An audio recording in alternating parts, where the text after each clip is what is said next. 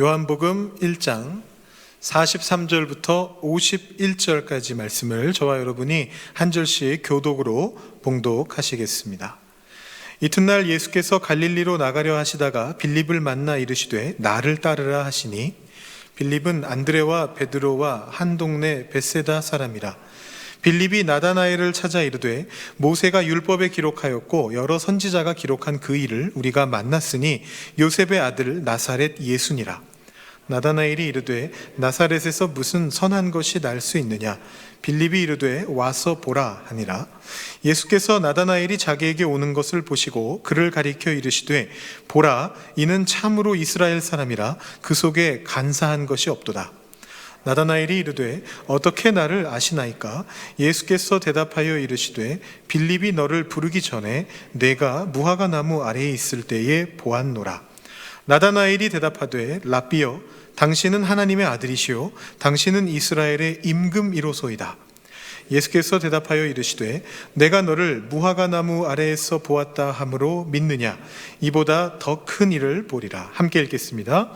또 이르시되 진실로 진실로 너희에게 이르노니 하늘이 열리고 하나님의 사자들이 인자 위에 오르락 내리락 하는 것을 보리라 하시니라. 아멘. 저와 제 아내는 신학교에서 만나서 학교를 다니는 중에 결혼을 했습니다. 학기 중에 결혼을 했는데 저희 둘 다 학교를 다니고 있다 보니까 신혼여행을 가지 못했습니다. 그래서 2달만 더 기다렸다가 우리 방학 때 신혼여행 갑시다 이렇게 얘기를 했는데 첫째가 덜컥 허니문 베이비로 들어서 버렸습니다. 이제 임신 초기에는 비행기를 못 타거든요. 그래서 제가 여행을 워낙 좋아하기 때문에 산부인과까지 같이 찾아가가지고 비행기 타도 되나요? 이렇게 제가 물어봤습니다. 의사 선생님한테 물어봤더니 의사 선생님이 타고 싶으면 타세요 라고 얘기하시는데 그 말의 숨은 의미는 타지 말아라 였습니다. 그래서 신혼여행을 가지 못했습니다. 그래서 이제 첫째 낳고 이제 아이가 좀 큰 다음에 부모님이 돌봐주실 수 있을 때가 된 다음에 부모님께 아이를 맡기고 뒤늦은 신혼여행을 한 5일 일정으로 프랑스 파리로 다녀오게 됐습니다. 제가 지난번에 주일 설교를 하면서 저와 제 아내의 성격 차이를 좀 말씀드렸던 거 기억하실지 모르겠는데요. 오늘도 하나 좀 소개해 드려야 할 것 같습니다. 아내가 지금 없을 때 제가 할 수 있는 얘기는 다 해놓으려고 합니다. 제 아내는 저하고는 다르게 뭐든지 빨리빨리 해치우는 그런 성격입니다. 그래서 공부도 여기 토론토에 같이 하러 왔다가 먼저 끝내버렸습니다. 저는 좀 느긋한 성격인데요. 근데 이제 그 늦은 신혼여행을 가가지고 파리에 도착해서 도착한 날에 이제 바로 밤이 돼서 호텔 들어갔다가 시차 적응이 안 돼가지고 새벽에 일어났습니다. 한 4시쯤 일어났던 것 같습니다. 근데 제 아내가 성격대로 불쑥 얘기를 하는 거예요. 어차피 일어난 거 시간 아까우니까 지금 나갑시다. 여행 왔는데 시간 조금이라도 아껴야지 이러는 거예요. 그래서 지금 4시인데 준비를 해서 5시 좀 지나서 5시 반쯤 호텔을 나섰습니다. 아무도 없더라고요, 밖에. 파리가 그렇게 조용한 거는 저는 처음 알았습니다. 아주 조용한 곳에서 지하철 타고, 지하철에도 사람 아무도 없었고요. 가장 가까이 갈 수 있는 몽마르트 언덕으로 가서 여러분 유명한 그 샤크레 쾌흐 성당이라고 그 위에 있는 동그랗게 생긴 성당 거기를 갔습니다. 해 뜨기 전에 이 새벽 여명에 도착해서 그 언덕과 성당을 보니까 굉장히 아름답더라고요. 그래서 저 혼자 보기 아까워서 제가 찍어온 사진을 한 장 여러분들께 공개하도록 하겠습니다. 이런 느낌이었습니다. 뭐 작품을 찍는 사람이 찍은 게 아니고 그냥 제가 찍었는데 저렇게 나왔습니다. 굉장히 예쁜 상황이었고요. 위에 불도 이렇게 살짝 들어와 있고 햇빛이 아직 뜨지 않았는데, 해가 아직 뜨지 않았는데 그 여명빛을 받아서 반짝이고 있는 그런 모습이었습니다. 그래서 생각했습니다. 역시 아내 말 듣기를 잘했구나. 아내 말을 잘 들어야겠구나 생각을 했습니다. 근데 또 하나 이제 잘된 일이 있었는데요. 참 이걸 안 보여드렸군요. 평소에 낮에는 저렇게 사람이 많은 곳인데 새벽에는 저렇게 조용했다는 거 보여드리려고 두 사진을 준비했었습니다. 또 하나 잘 된 게 있었는데, 사실 제가 이거 말씀드리려고 오늘 설교를 이 예화로 시작을 하는데요. 저희가 아마 새벽 한 6시 반 정도에 도착했던 것 같은데, 안에 들어가 보니까 안에서 새벽 기도를 하고 있더라고요. 저는 이 새벽 기도라고 하는 게 우리 한국교회 특유의 문화다라고 생각을 했었는데, 6시 반에 가니까 가운데 중앙은 아니고 조금 구석진 곳에서 이제 그 신부님이 뭔가를 이렇게 하면서 사람들을 앉혀놓고 이렇게 성경도 읽고 하면서 뭐를 진행하고 계시더라고요. 그래서 저희가 이제 신학을 전공하고 있었으니까 이거 좋은 기회다, 한번 어떻게 하나 구경해야겠다, 참여해야겠다 하고 그 뒤에 가서 앉았습니다. 문제가 있었습니다. 이 양반들이 무슨 말을 하는지 도무지 알아들을 수가 없는 거예요. 프랑스어를 저도 모르고 제 아내도 모르니까 무슨 얘기를 하고 계시는지, 뭔 일이 벌어지고 있는지를 전혀 모르겠어서 답답해하고 있었는데, 그때 재미난 일이 벌어졌습니다.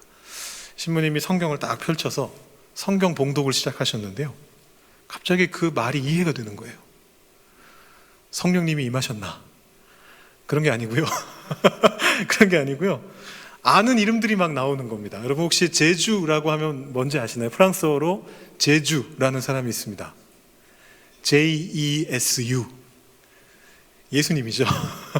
제주라는 말이 나왔습니다. 그래서 예수님이구나. 그 다음에 어떤 이름이 나오냐면 필립이라는 이름이 나왔습니다. 빌립인데? 라고 생각을 했습니다. 그 다음에 어떤 이름이 나왔을까요? 나타나엘이라는 이름이 나왔습니다. 나다나엘 같은데? 라는 생각을 했습니다. 예수님과 빌립과 나다나엘이 함께 나오는 성경 본문이 오늘 우리가 읽은 요한복음 1장 끝부분에 있는 그 말씀입니다. 갑자기 반가운 거예요. 이거 내가 아는 말씀인데? 하면서 반가운 거예요. 근데 거기 더해가지고 이 신부님이 우리가 보통 성경 읽을 때처럼 이렇게 엄숙한 어조로 성경을 읽진 않으시고, 토론토의 다른 외국인 교회 같은 데 가보시면, 외국인이 아니군요, 여기 현지인 교회를 가보시면 이제 거기 분들이 읽으시는 것처럼 좀 이렇게 대화하는 부분은 대화체로 이렇게 자연스럽게 성경을 읽으시더라고요. 나다나엘이 이렇게 말을 하는 거죠. 나사렛에서 무슨 선한 게 날 수 있겠어? 이 억양을 가지고 이제 읽어주시는 거예요. 빌립이 와서 봐, 이렇게 말하는 그 말투로 읽어주시는 거예요. 그래서 순간 프랑스어가 동시 통역되는 느낌, 지금 이 얘기를 하고 있구나 라는 생각이 들면서 굉장히 놀라운 경험을 했었습니다. 오늘 우리가 읽은 이 말씀은요, 나다나엘이라고 하는 사람이 성경에 처음 등장하는 장면입니다. 이 나다나엘은 요한복음에만 나오거든요. 이 나다나엘은 요한복음에 7번 나오는데 그 중에서 오늘 읽은 이 말씀에 가장 길게 등장을 하고 있습니다. 그리고 아마 학자들은 공관복음에 나오는 바돌로메라고 하는 예수님의 제자가 나다나엘이지 않을까 이렇게 추측을 합니다. 확실한 건 아니지만 이 나다나엘이 꽤 많은 역할들을 했던 것 같은데, 그래서 예수님의 12제자 중에 하나인 것 같은데, 이 바돌로메라고 하는 공관복음에 나오는 이름이 별명입니다. 돌로메의 아들이라는 뜻입니다. 그래서 아마도 이 바돌로메가 나다나엘인가 보다 이렇게 생각들을 합니다. 근데 다 합쳐도 한 10번 나오는 거고요, 특별히 어떤 역할을 하고 있지 않습니다. 중요한 역할을 하는 유일한 본문이 오늘 우리가 읽은 본문입니다. 나다나엘이 예수님께 나와서 예수님의 칭찬을 듣고 예수님께 자신의 신앙을 고백하고, 그리고 나서 예수님께서 거기에 대해서 대답해 주시는 장면이 오늘 말씀에 나오고 있습니다. 근데 이 말씀이 굉장히 중요한 말씀입니다. 우리가 나다나엘을 무시할 수가 없는 게요, 10번밖에 안 나오고 그 중에 한 번 중요하게 나온다라고 해서 나다나엘을 무시할 수가 없는 게, 오늘 이 말씀이 굉장히 중요한 말씀입니다. 우리가 읽은 요한복음서는요, 예수님이 어떤 분이신지를 우리에게 알려주는 바로 복음서의 하나입니다. 근데 그 복음서 중에서도 가장 늦게 쓰여졌던 복음서입니다. 그래서 요한복음이 쓰여지고 있던 시대에는 이미 예수님을 자기 눈으로 직접 봤던 사도들과 또 예수님의 제자들 세대들이 거의 다 죽은 다음이었습니다. 그러니까 예수님을 자기 눈으로 보지 못한 채로 예수님을 믿는 사람들이 대다수가 된, 사실 오늘날 여러분들도 마찬가지인데 예수님을 보지 않고서 예수님을 믿는 사람들이 있는 시대였습니다. 그래서 이 요한복음은 예수님이 어떤 분이시라고 예수님 당시의 사람들이 고백했는가를 적어놨습니다. 증언들을 적어놨습니다. 예수님이 어떤 분으로서 고백되어지고 있는가, 예수님 당시에 예수님을 직접 눈으로 봤던 사람들에게 어떻게 고백되어지고 있는가를 1장부터 시작해가지고 끝에까지 쭉 기록을 하고 있는데요, 그 중에서도 1장에 그것을 몰아놨습니다. 의도는 뭐냐 하면 예수님을 자기 눈으로 보지 않은 사람들도 여기 이 사람들과 같은 고백을 할 수 있어야 된다는 것입니다. 바로 우리 같은 사람들도 예수님이 직접 활동하는 모습을 우리 두 눈으로 보지 못했지만 이 전언을 통해서, 이 증언을 통해서, 복음서를 읽음을 통해서 우리도 똑같이 고백할 수 있어야 된다는 것을 의미하면서 이 요한복음이 적어놨습니다. 그래서 1장에 보시면 아주 많은 고백들이 나옵니다. 대표적으로 어떤 고백이 나오느냐 하면요, 세례 요한이 무려 4개나 고백을 합니다. 보라, 세상 죄를 지고 가는 하나님의 어린 양이로다. 나보다 먼저 계시니로다. 성령으로 세례를 베푸시는 이다. 하나님의 아들이시다. 라는 그런 고백을 합니다. 그리고 이 고백을 듣고 요한의 제자 중에 2사람이 예수님을 따르게 됐습니다. 그 중에 한 명이 안드레였는데, 안드레는 뭐라고 얘기를 했느냐 하면 이분이 바로 메시아시다 라고 빌립에게 얘기했습니다. 그래서 이번에는 빌립이 나다나엘을 찾아가서 이렇게 고백합니다. 모세가 율법에 기록하였고 여러 선지자가 기록한 그 이가 바로 우리 앞에 있다. 내가 그 사람을 만났다. 이것도 사실은 메시아를 의미하는 거거든요. 모세가 율법에 기록하였고 여러 선지자가 기록한 그 이라는 표현이 그 당시 사람들이 들으면 바로 메시아를 말하는 거구나 알아들을 수 있는 아주 표준적인 표현 방법입니다. 메시아를 만났다 얘기한 겁니다. 거기에 대해서 나다나엘이 예수님께 나와서 나중에 고백하는 고백이 2개입니다. 하나님의 아들이십니다. 당신은 이스라엘의 임금이십니다. 왕이십니다. 라는 그런 고백을 하게 됩니다. 이렇게 많은 신앙의 고백이 1장 속에 나오고 있습니다. 그 중에서도 나다나엘의 고백은 가장 마지막에 배치가 되어 있고요. 또 중요한 것은 뭐냐 하면 유일하게 이 나다나엘의 고백에만 예수님께서 직접 응답을 하십니다. 그 고백에 대한 대답을 하십니다. 그렇기 때문에 이 본문이 굉장히 중요하다라는 말씀입니다. 이 1장의 핵심이라고 할 수 있는 부분이 바로 이 나다나엘의 고백입니다. 그래서 이 중요한 부분을 저희가 한번 오늘 읽은 말씀을 통해서 쭉 한번 살펴보도록 하겠습니다. 먼저 예수님께서 빌립을 제자로 부르셨습니다. 먼저 제자가 된 안드레나 시몬 베드로가 그를 추천했던 것 같습니다. 그리고 나서 빌립이 누구를 데려왔느냐 하면 자기 친구가 되는 나다나엘을 데려오게 됩니다. 나다나엘에게 뭐라고 얘기하느냐 하면 예수님은 이런 분이시다라고 얘기합니다. 아까 말씀드렸던 모세가 율법에 기록하였고 여러 선지자가 기록한 그이 바로 메시아시다라고 얘기했고, 또 한 가지 어떤 고백을 했느냐 하면 이분은 요셉의 아들인 나사렛 예수다라고 얘기했습니다. 그러니까 앞에 나온 거는 예수님이 영적으로 어떤 분이신가, 메시아시다라고 얘기를 한 거고, 뒤에 나온 내용은 어떤 내용이냐 하면 어떤 육적인 혈통에 대해서 얘기한 겁니다. 이 사람은 이런 존재다, 요셉의 아들이고 나사렛 출신이다 라고 얘기를 한 겁니다. 그 2가지로 소개를 했습니다. 그랬더니 나다나엘이 뭐라고 대답을 하느냐 하면 아주 냉소적인 대답을 했습니다. 나사렛에서 무슨 선한 것이 날 수 있느냐, 이렇게 얘기를 했습니다. 이게 그 당시 상황을 알면 어떻게 보면 당연한 겁니다. 그럴 수밖에 없는 건데요, 메시아와 나사렛은 엮일래야 엮일 수가 없습니다. 이 당시 사람들이 알고 있었던 것이 뭐냐 하면, 우리가 지난주까지 묵상 말씀을 통해서 미가서를 살펴봤었는데요, 이 미가서 5장 2절에 보시면 베들레헴에서 너를 다스리는 자가 날 것이다 라는 그런 유명한 말씀이 나와 있습니다. 그래서 이 미가서의 예언 이후로 메시아는 베들레헴에서 난다라고 알려져 있었는데, 이 나사렛이라고 하는 곳은 베들레헴과는 완전히 무관한 동네입니다. 거리도 멀리 떨어져 있고 아무 관련도 없습니다. 그리고 성경에 나오는 정황들을 통해 보면, 그리고 고고학적인 발굴을 통해 보면 이 나사렛이 갈릴리에서도 굉장히 작은, 무시받을 만큼 조그마한 곳이었다는 것이 확실하게 보여집니다. 그리고 나사렛이라는 마을은 아예 구약 성경에는 한 번도 나오지도 않습니다.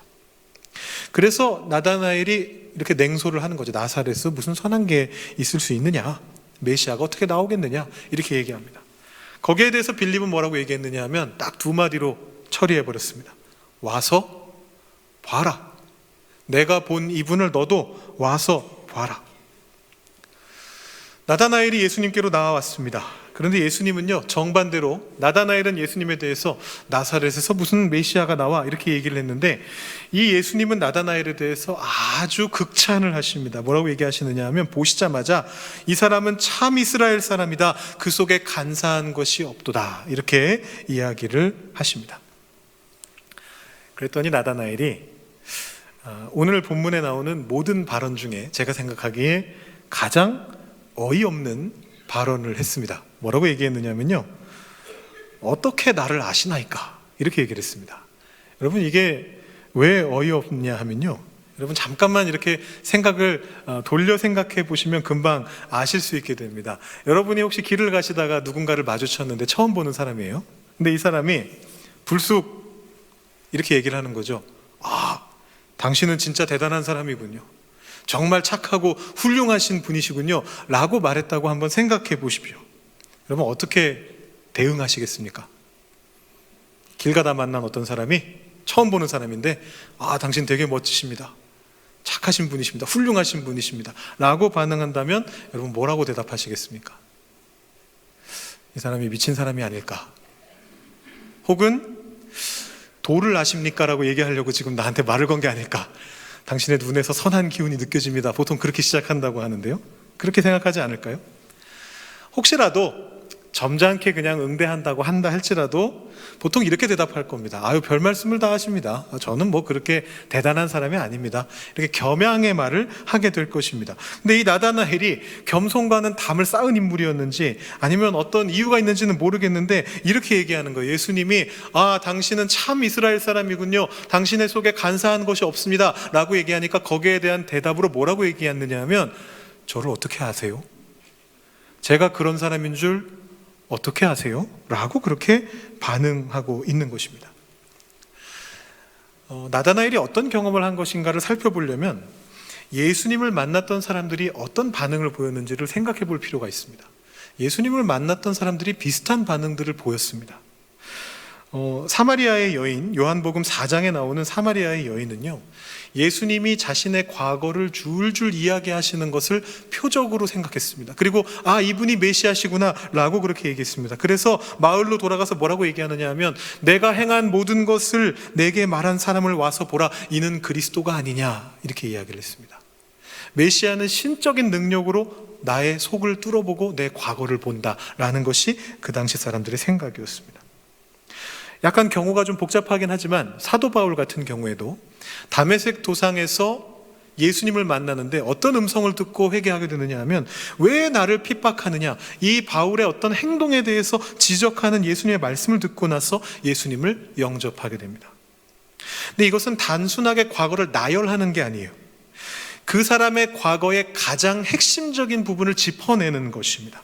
그의 삶을 만들어 온, 그 사람의 어떤 인격과 성품과 영혼을 형성시켜온 그 과거의 가장 중요한 부분을 예수님께서 집어서 말씀해 주시는 겁니다.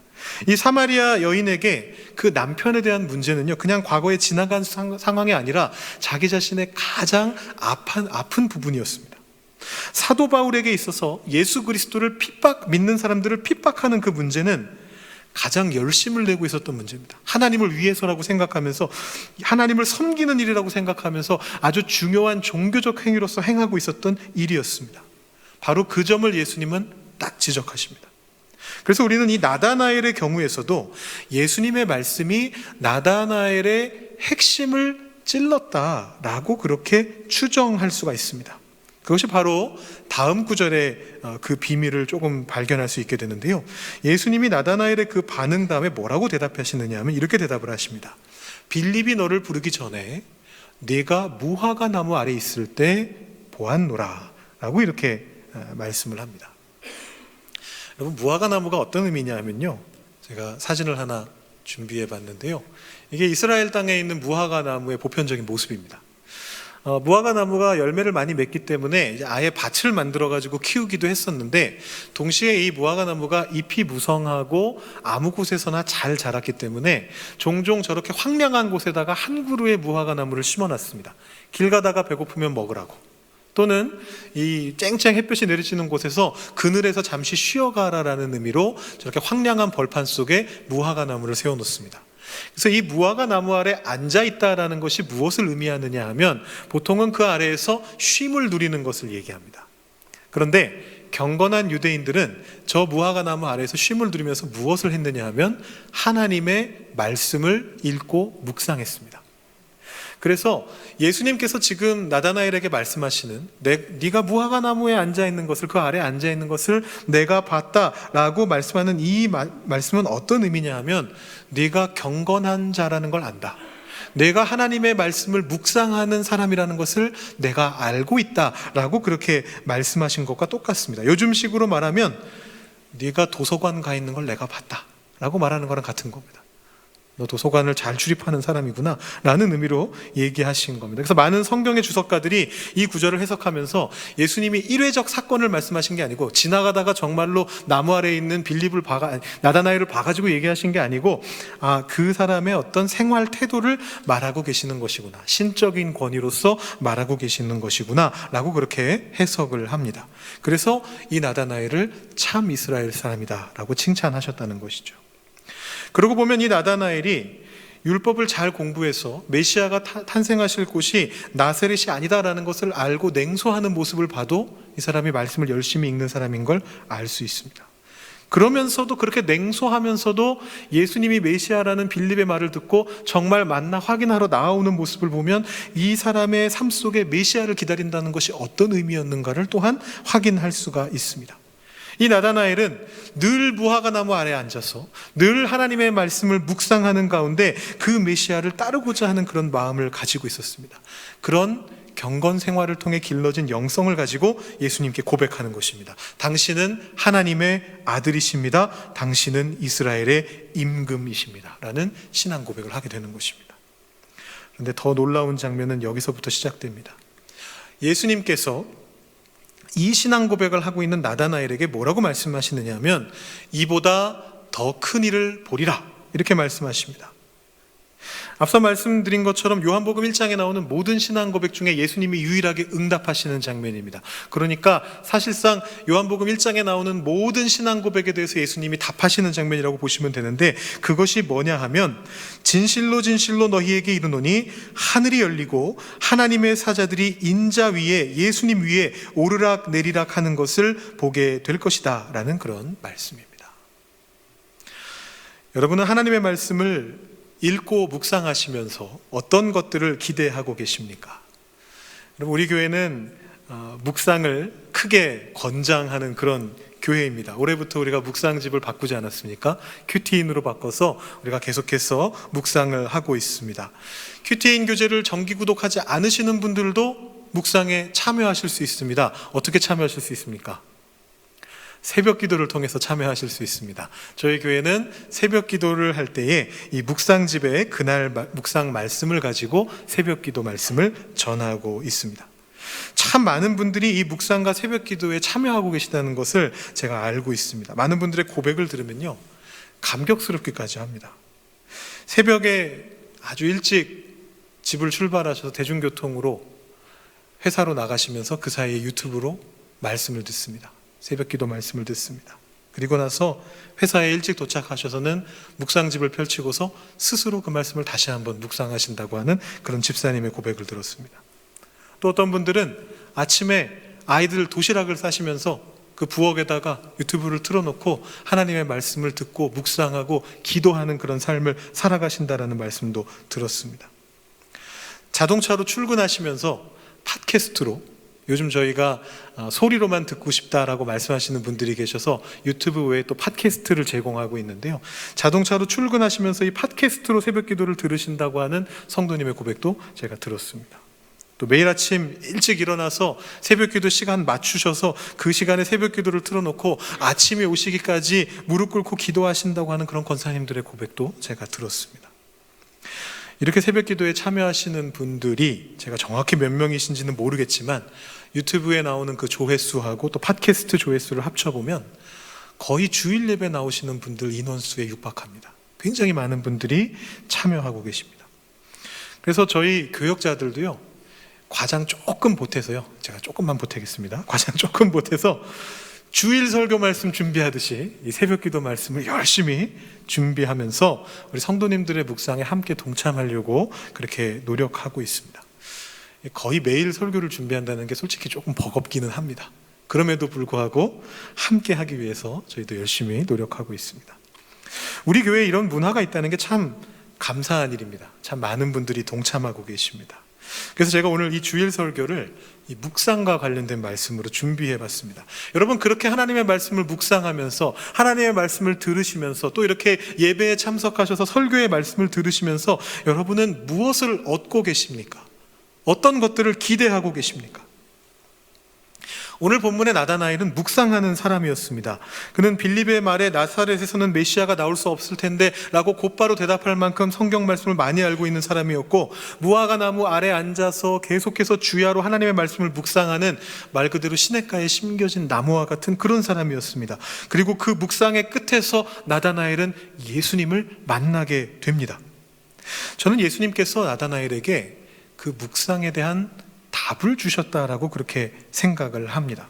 다시 한번 이 나다나엘과 예수님의 만남을 돌아보십시다. 이 예수님께서 나다나엘을 보자마자 대뜸 이 사람은 참으로 이스라엘 사람이고 간사한 게 없다 이렇게 말씀하셨고, 나다나엘은 거기에 대해서 나를 어떻게 아십니까? 라고 대답했습니다. 그러니까 이게 단순히 칭찬 이상의 것이고, 그 나다나엘이 평소에 묵상하면서 고민하던 그 핵심을 찌른 말씀이었던 겁니다. 참 이스라엘 사람이며 간사함이 없다라는 이 말씀은요, 사실은 일종의 워드플레이에 해당하는 것입니다. 예수님께서 이스라엘이라는 용어와 참 이스라엘이라는 말과 간사함이라는 말을 합쳐 놓으셨는데, 이 둘은 원래 어디에서 합쳐진 거냐 하면 야곱이라고 하는 한 인물을 통해서 합쳐져 있습니다. 이 야곱이라는 사람은 사람을 속이는 사람이었습니다. 남을 속임으로써 자기 이득을 얻는 사람이 바로 야곱이었습니다. 그래서 이 야곱은 간교한 사람이고 간사한 사람이었습니다. 그런데 하나님을 베델에서 만난 다음에 이 야곱이 새로운 이름을 얻게 됩니다. 이스라엘이라고 하는 새로운 이름을 얻게 됩니다. 그래서 더 이상 간사함이 없는 참 이스라엘 사람으로 바뀌게 되는 사람이 바로 이 야곱입니다. 예수님께서는 처음 본 나다나엘에게 야곱에 대한 얘기를 하신 거예요. 그리고 나다나엘이 예수님에 대한 신앙을 고백한 다음에 또 한 번 야곱에 대한 얘기를 하십니다. 바로 야곱이 베델에서 봤던 장면 아닙니까? 하늘이 열리고 사다리가 내려오고 천사가 오르락 내리락 하는 것을 볼 것이다. 이것도 야곱이 경험했던 것입니다. 그래서 여기서부터는 제가 조금 저의 추측이 조금 들어갑니다만, 저는 이 나다나엘이 묵상하고 있었던 본문이 어쩌면 야곱의 본문이 아니었을까, 그런 생각을 해봅니다. 물론 예수님을 만나기 직전에 이 야곱의 본문을 묵상했다라고 한다면 그건 좀 너무 신비로운 일이긴 할 것 같습니다. 방금 전까지 야곱을 보고 있었는데 딱 만난 예수님이 야곱에 대한 얘기를 딱 꺼내시면 깜짝 놀라긴 했겠죠. 뭐 가능성은 있지만, 그게 아니라 하더라도 분명히 이 나다나엘이라고 하는 사람은 그가 최근에 계속해서 묵상해왔던 것이 뭐냐 하면, 계속해서 고민해오고 있었던 것이 무엇이냐 하면, 참 이스라엘이란 무엇인가, 참 이스라엘 사람이라는 것은 무엇인가, 야곱에 대한 어떤 것을 생각하고 있었던 것 같고, 거기에 대해서 예수님께서 답을 주셨던 것 같습니다. 그래서 나다나엘이 어떻게 제 속을 알고 계십니까? 어떻게 제가 지금까지 고민하고 있던 것을 알고 계십니까? 라면서 놀랐다라고 볼 수 있습니다.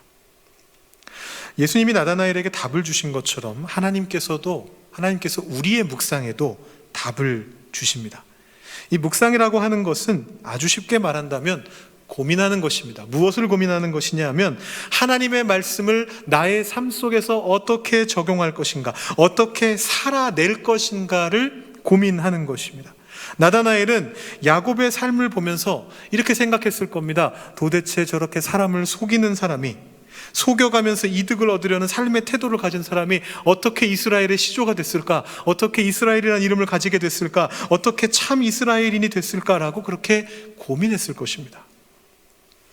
제가 언젠가 설교하면서 예화로 들었던 적이 있는데요, 제 첫째가 어릴 적에 제 둘째한테 했던 얘기를 제가 옆에서 들은 적이 있습니다. 어릴 때 했던 얘기인데요, 이 첫째가 둘째보다 더 머리가 크니까 계산도 좀 잘하고 나이도 많고 이러니까 작전을 쓴 것 같았습니다. 그래서 둘째하고 같이 거래를 하더라고요. 딜을 했는데, 어떻게 딜을 했느냐 하면, 둘째는 단순하고 작은 거, 눈앞에 딱 보이는 이익, 그걸 내가 해줄 테니까, 둘째에게 해줄 테니까 둘째더러 앞으로 평생토록 나한테 잘하라는 거예요.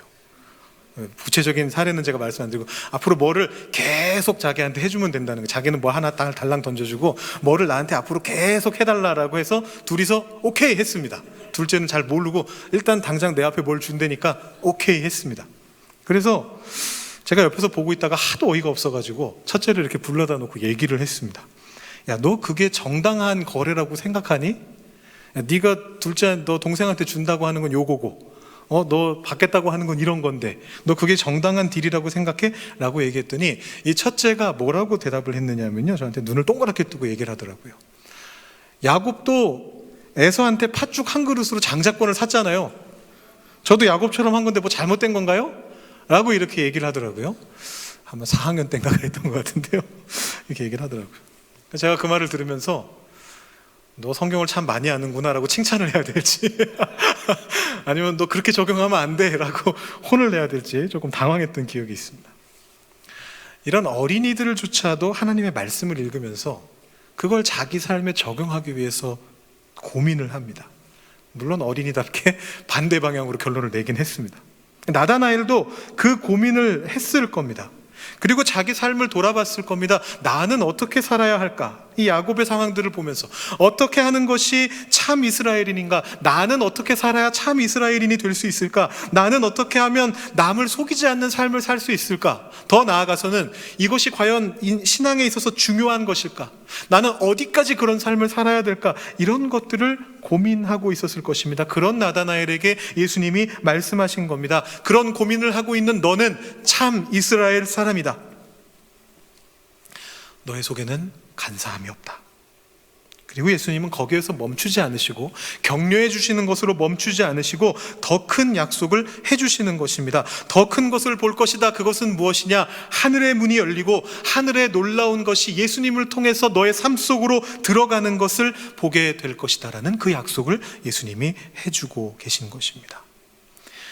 여러분, 예수님을 통해서 보시게 될 이 하나님을 기대하면서 나아가실 수 있기를 바랍니다. 하늘문을 열어주시겠다라고 약속하고 계십니다.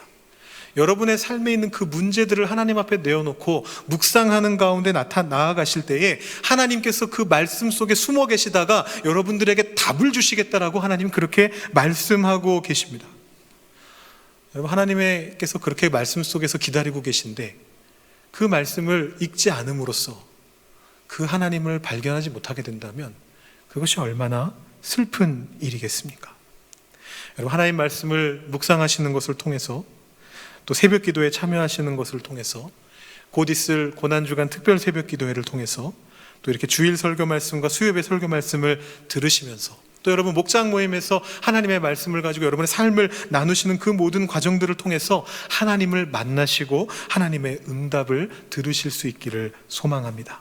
여러분, 한 분 한 분이 그렇게 기다리고 계시는 하나님을 말씀 속에서 만나시는 그런 성도님들 되시기를 주님의 이름으로 축원합니다. 기도하겠습니다.